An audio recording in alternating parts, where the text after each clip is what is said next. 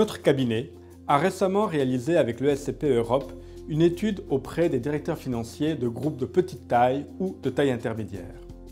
Il ressort de cette étude que la consolidation est trop souvent perçue comme une obligation légale, alors qu'elle offre également un outil de gestion d'analyse des performances.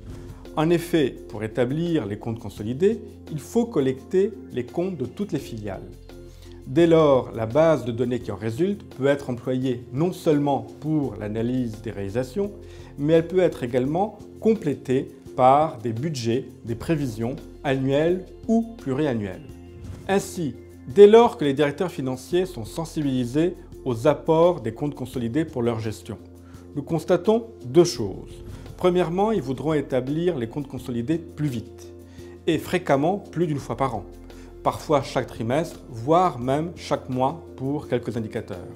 Deuxième chose, ils voudront être autonomes dans la production des comptes consolidés tout en étant accompagnés sur des sujets plus complexes tels que les IFRS ou les impôts différés. Bref, les directeurs financiers recherchent un accompagnement personnalisé et un équilibre entre internalisation et externalisation. C'est dans cet esprit que Fidanza Expertise Conseil a développé son offre de consolidation en travail partagé. Il s'agit d'une externalisation partielle. Nous mettons à la disposition du client une plateforme de consolidation autour de laquelle ses équipes et nos équipes vont travailler en étroite collaboration et se répartir les tâches. Alors, quel est le rôle de chacun? Le client, pour sa part, va collecter les données sociales et les mettre au format adapté. Il va également travailler sur la production des états financiers et travailler sur l'analyse des réalisations. Il reste ainsi maître de la source de l'information et dispose d'une base de consolidation entièrement sécurisée. Pour notre part, nous allons travailler sur la partie experte de la consolidation et nous allons, bien entendu, apporter notre assistance au client pour les travaux qu'il doit réaliser. Nous allons aussi restituer une plaquette d'analyse de ses comptes qui peut être personnalisée en fonction de ses besoins en termes d'indicateurs. Alors, prenons un exemple concret d'application du travail partagé.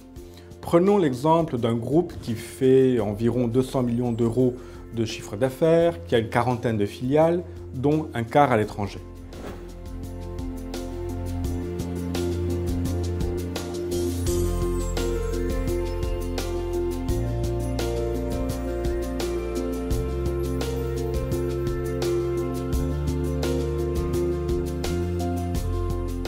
Avec une externalisation totale, nous arrivons à environ 400 heures d'intervention d'un prestataire extérieur.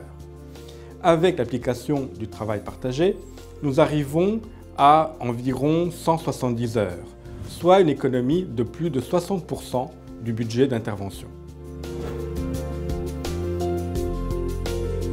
Quels sont les avantages et la valeur ajoutée du travail partagé? Nous voyons 4 avantages. Premier avantage, la réduction des temps d'intervention et donc la baisse des honoraires qui en résulte.